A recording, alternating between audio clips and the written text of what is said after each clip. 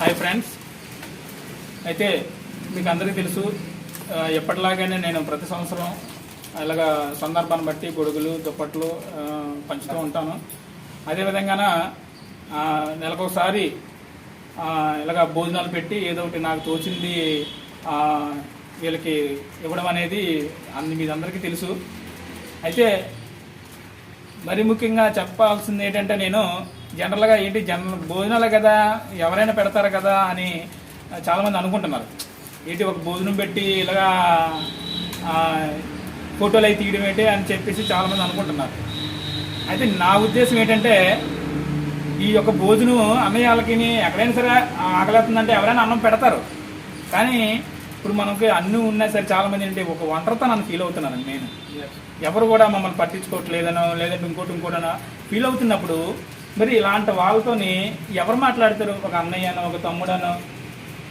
అది వాళ్ళు మాట్లాడడం ఇలాగ నెలకోసారి వచ్చి 10 మంది వాళ్ళ కష్ట సుఖాలు వాళ్ళు చెప్పుకోవడం, నేను కూడా ఒక ఫ్యామిలీ సభ్యుడిలాగా అందరితోనే వాళ్ళ యొక్క కష్ట సుఖాలు తెలుసుకోవడం, ఇవన్నీ మాట్లాడుతున్నప్పుడు ఈ భోజనాలు ఈ వస్తువులు ఎన్ని ఇచ్చిన దానికంటే ఇలాగ అందరం కలిసి మాట్లాడేటప్పుడు అందరం కలిసి ఒక రకంగా ఫ్యామిలీ పిక్నిక్ లాగా చేసుకోవడం అనేది వీళ్ళందరిలో చాలా సంతోషాన్ని నింపుతుంది.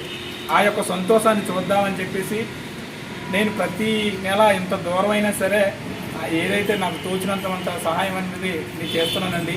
నేనేంటంటే అందరం కూడా ఈ ఒంటరితనాన్ని బాగున్నావా లేదా అని ఒంటరితనాన్ని మనం అనుభవిస్తున్నాం. ఆస్తులుండి అంతస్తులుండి చాలామంది ఒంటరితనాన్ని అనిపిస్తున్నారు. అలాంటిది మరి వీళ్ళు కొంచెం మనకు తెలుసు కదా, ఆ ఒంటరితనాన్ని వీళ్ళు కూడా అనుభవిస్తారు.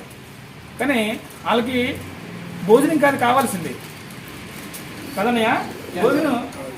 భోజనం అనేది ఈ రోజుల్లో ఏముంది? భోజనం ఎవరిదా వండుకొని తినే అంత ఉంది. కానీ ఒక ప్రేమ, ఒక ఆప్యాయత, ఒక పలకరింపు, అనురాగం ఇదే కావాలి.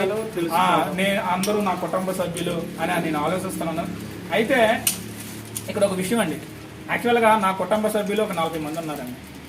ఈ 40 మందిలోని నేను ప్రతి నెల నాకు ఉన్నటువంటి ఆర్థిక పరిస్థితుల వల్ల ఒక 10 మందికి మాత్రమే నేను సహాయం చేయగలుగుతాను. 10 మందిని కూర్చొని వాళ్ళకి భోజనం పెట్టి మిగతా వాళ్ళు నేను నా కుటుంబ సభ్యులని దూరం చేసినట్టు నాకు అనిపిస్తుంది.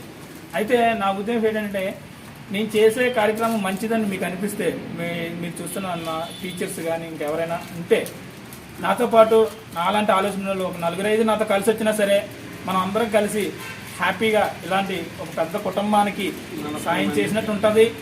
మన ద్వారా ఇంకా చాలామంది మారితే మారచ్చు. ఎందుకంటే మనం చేసేది టీచర్ వృత్తి కాబట్టి ఎవరు మారినా మారపోయినా రేపొద్దున మన దగ్గర చదువుకున్న పిల్లలైనా సరే మారితే అదే సంతోషం అని చెప్పేసి నేను మిమ్మల్ని రిక్వెస్ట్ చేస్తున్నాను.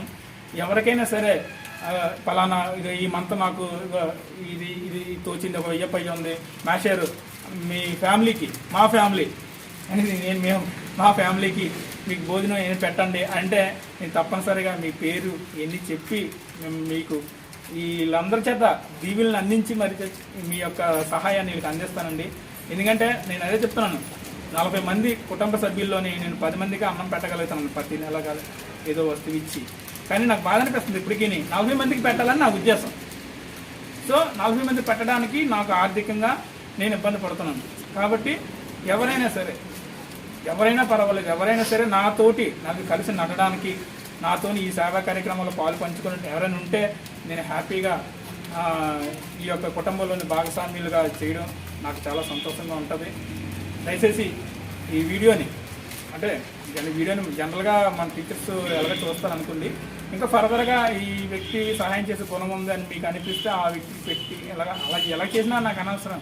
కాకపోతే ఏంటంటే మా ఫ్యామిలీకి ఎవరైనా సహాయం చేస్తే బాగుంటుందని చెయ్యాలని చెప్పేసి రిక్వెస్ట్ చేసుకుంటాను. ఎందుకంటే అడగడంలో తప్పు లేదు, నేను ఏది చేసేస్తానని నేను చెప్పేసి కాదండి. నా ద్వారా ఇంకొక 10 మంది తెలియాలి, ఆ 10 మంది కూడా ఇంకో 10 మంది చెప్పాలి. ఇలాంటి వాళ్ళు సహాయం అందాలి. నేనేంటంటే సహాయం అందాలి, మోరల్ సపోర్ట్, నేనున్నాను బాగున్నామని ఒక చెయ్యి అందించే ఒక రకమైనటువంటి ఆ భరోసా అనేది ఇలాంటి వాళ్ళకి ఇస్తే హ్యాపీగా ఉంటారని చెప్పేసి నేను అనుకుంటున్నాను.